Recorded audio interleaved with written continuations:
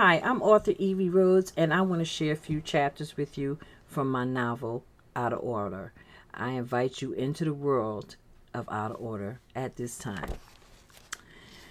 The prologue. It was cold. Shivering, icy needles jabbed at her body. The needles poked along, starting with a slow crawl from the tips of her toes. The liquid feel of ice water rushed through her veins.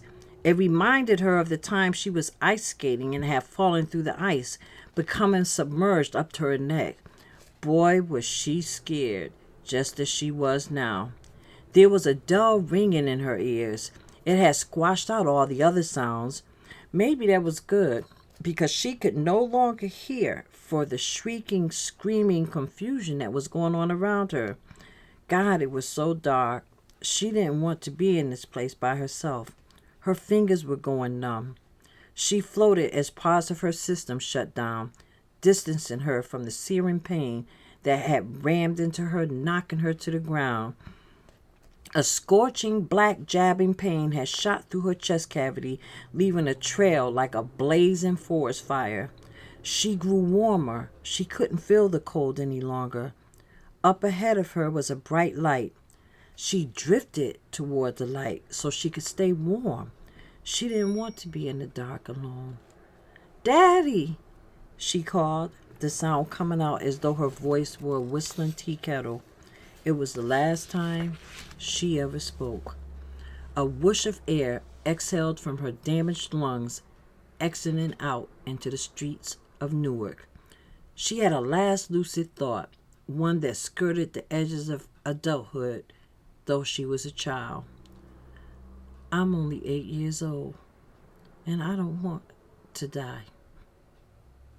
She gave a last hushed breath, barely audible, and all sound and feeling ceased to exist for her.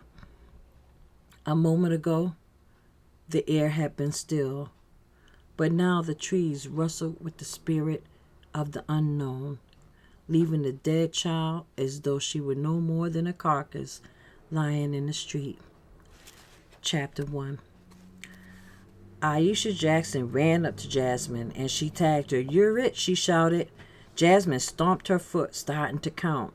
10, 9, 8, 7, 6. The kids squealed, laughing. They ran to find hiding places. At the corner of the block, several young men were hanging out. Standing on the corner of Muhammad Ali Boulevard and 18th Avenue, as though he owned it and everything within its range, was Tremaine Perry, who was 17 years old. He was a tall, rangy, wiry youth with an edgy, moody personality. His dark edge was a source of attraction, but his restlessness was a magnet of trouble. "Never one to miss a shot," he said. "Man, Ballistic is trying to roll down on niggas. It's time to drop that nigga. He can't get no action on this turf. That punk is from Irvington. How does he think he's going to get a slice of Newark's pie? This is Port Newark, baby. We running things up in here." Rico DeLeon Hudson was 19 years old. He was serious, methodical, and as territorial as a panther roaming the jungle. Although he was a good 2 inches shorter than Tremaine's 6 feet 1 inches, there was no doubt that he was the leader. He was persona grata, respected, awed, and not to be played with. Rico had been dodging bullets and running the streets and true to the game since he was 12 years old. He had always been the leader. Everyone who was anybody on the streets knew Rico. He sported a nappy afro that was always groomed to perfection. His face was angular, sleek, and his eyes admitted one truth if one looked closely enough. That truth was death. It sprang from the depth of his eyes as lithe as a panther. His deception was the seeming innocence that oozed from him. He was a mother's nightmare. A slick sheen of charm covered the veneer of who he really was. Underneath the veneer of innocence was a cold, cruel, calculating mind. He was of a generation that had to have it all right now by any means necessary. Coming in second was not an option. Rico stared at Tremaine. They had been running the streets together since elementary school. They had taken a blood oath to always have each other's back. Rico, who was always dressed in the latest sports gear, tugged at the collar of his leather jacket. He straightened the hood on the jacket and then stuffed his hands in his pockets. He stepped to the curb, swearing under his breath. High up on a roof, Spence Parkinson was dressed in black, completed with a black cap pulled low covering his forehead. He aimed the weapon with the scope at Rico. Rico stepped into sharp focus and Spence nodded his head slightly. Jasmine shouted even louder, 5, 4, 3, 2. She ran toward the corner. Spence hoisted and balanced the weapon. He zoomed in. The scope teetered back and forth. Rico stooped down on the side of Tremaine. The scope followed him. The red dot centered on his heart. Jasmine careened into Rico, shouting, 1! Rico jumped back. The rifle kicked and the blast let loose, ripping through the girl child Jasmine. Her arms spread like the wings of an angel, her body airborne. The blast lifted her off her feet, knocking her to the ground. Rico's crew ducked and ran. Kids screamed. A high-pitched wail sliced through the air. Rico did not know whose it was, but it shattered him in a deep secret place. The entire incident had happened in a split second. For an instant, every bit of noise on the street became a deafening silence. The kids running up and down froze as though someone had shouted, freeze frame. Rico rolled Jasmine over, staring into the dull expression on the little girl's face. Though it was out of character for him, gently he cradled her in his arms, running a hand through her hair. Blood smeared all over his leather jacket, and the acrid smell of the blood and the gunpowder drifted up into his nostrils. Tremaine was bugging. What the hell is Rico doing? He tugged on Rico's jacket. Let her go, man. Come on, we got to raise up out of here. At the sound of Tremaine's voice, Rico recovered, jumping to his feet. They cleared the area as though they had never been in existence. In an instant, they were ghosts. A crowd gathered in the street. Jasmine lay face up on the concrete where Rico had dropped her. Marcus Sims, who was 10 years old and Jasmine's best friend, stared at her lying on the ground. He trembled as he saw her blood seep into the dirty gutter. He watched it trickle and spill down into the sewer at the edge of the curb. Her eyes were sightless. Her face was expressionless. She resembled a porcelain doll that had been abandoned in someone's wake. Although the air had been still a moment ago, the trees now shook with an unknown spirit. Marcus stared into the trees, watching what amounted to a mist until it disappeared. He heard an unearthly shrieking that pierced the core of his being. Although he couldn't quite make out the words that were being shrieked, it sounded like something scraping across glass. The sound was high-pitched and shattering. From the corner of his eye, he saw a huge pair of black wings flapping, or thought he did. He blinked. It was gone. He turned back to the shell that was Jasmine Davenport.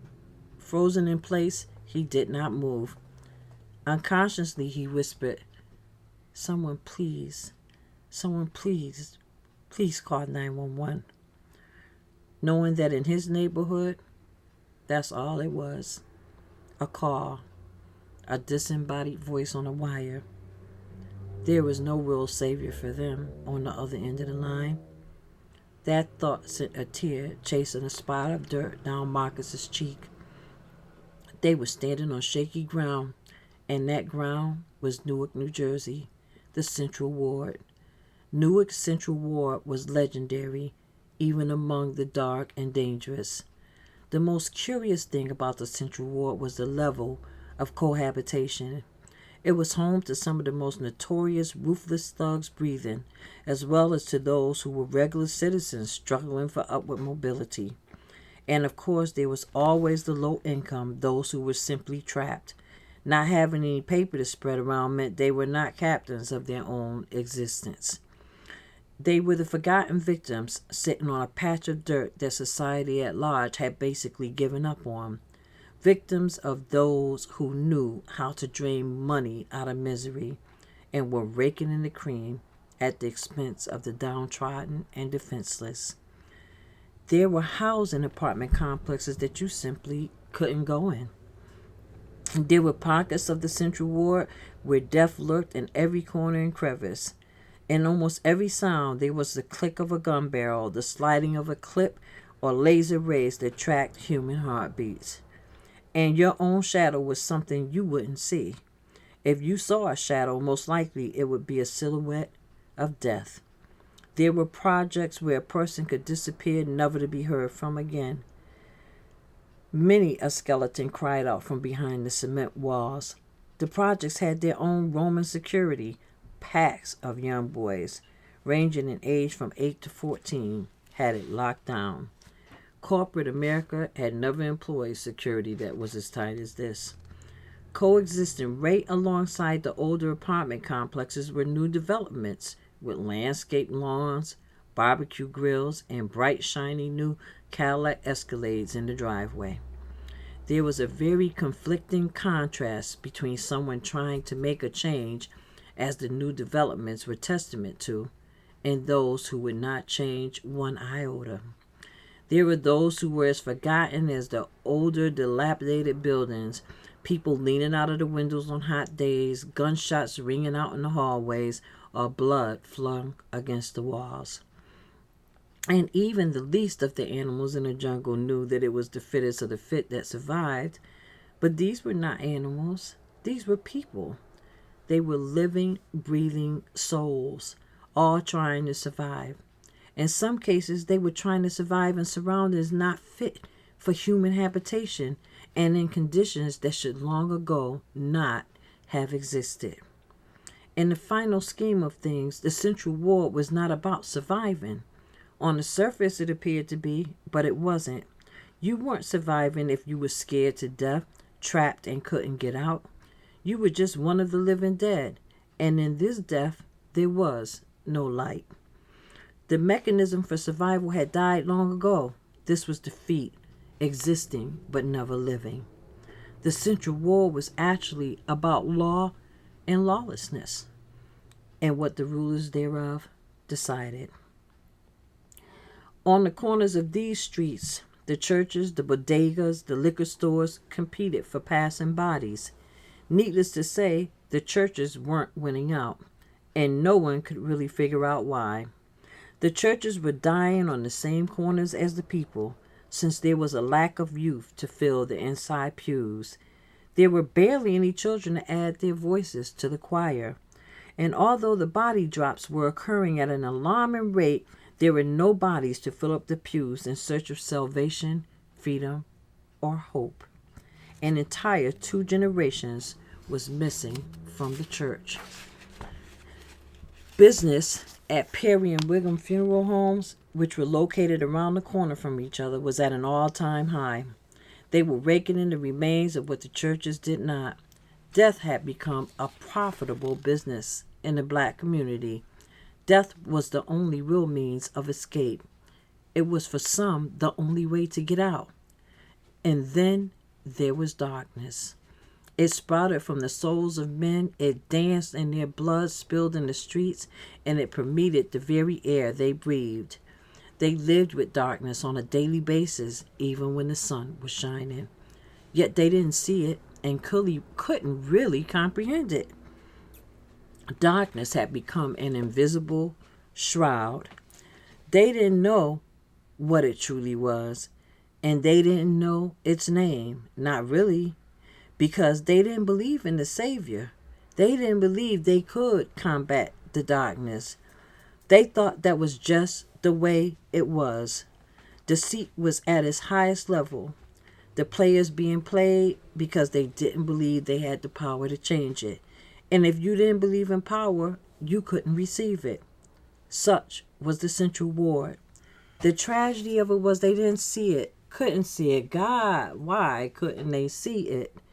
Death was an alternate escape route. Little Jasmine Davenport had escaped.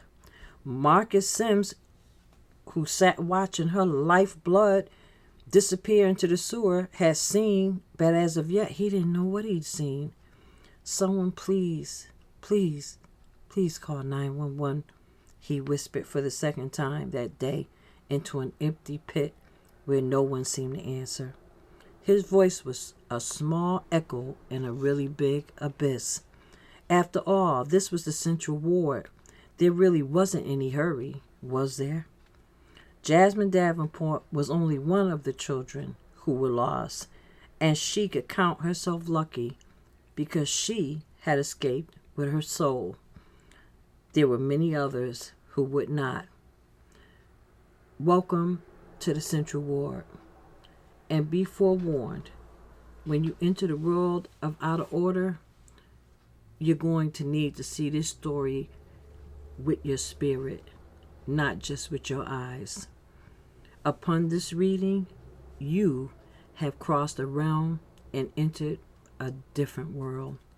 It is a world that coexists by its own laws, and that world, in and out of itself, is out of order. Believe that. I'm Evie Rhodes.